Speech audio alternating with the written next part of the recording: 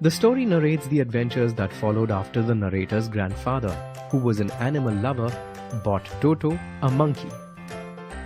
The story begins with grandfather buying Toto from a Tonga driver for 5 rupees. Toto was pretty and looked so out of place that grandfather decided to add him to his private zoo. He was, however, afraid of grandmother, who did not like him bringing home as many pets as he liked. So the narrator and grandfather brought Toto home and decided to keep him a secret from grandmother. Toto was extremely mischievous. The narrator, at one point in the story, writes that if there is a part of the brain especially devoted to mischief, that part was largely developed in Toto.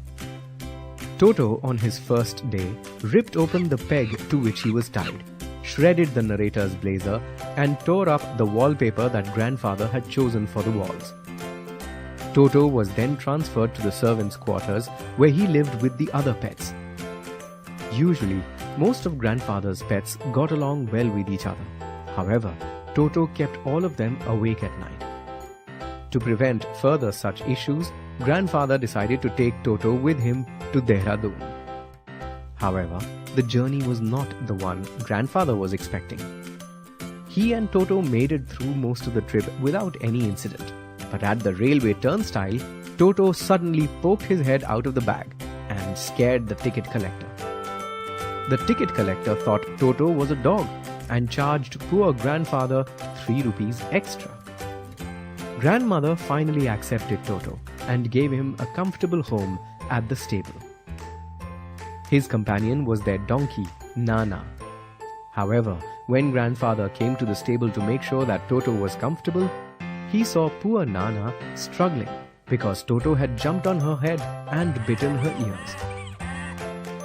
Toto loved the warm baths that grandmother prepared for him. It was a treat for him. He would expertly check the temperature of the water and then enter the bath 1 foot at a time. Then he would soak and soap himself. Once he almost boiled himself because he did not realize that the kettle was still on the fire. He was saved by grandmother, who pulled him out of the kettle just in time. One day, grandmother had made pulao. When everyone entered the dining room, they saw Toto sitting on the table, stuffing himself with rice. He threw a plate at grandmother, who had screamed at him. He also threw a glass of water at one of the narrator's aunts. Then Toto jumped out the window with the dish of pulao. He climbed all the way up the jackfruit tree and ate all the rice while everyone watched. Finally, to take revenge on grandmother who had screamed at him, he threw the dish down the tree and laughed when it broke into pieces.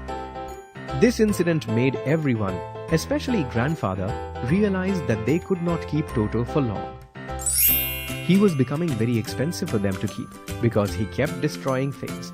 They could not keep replacing them all the time. So grandfather took Toto back to the Tonga driver, but he could only sell him back for 3 rupees.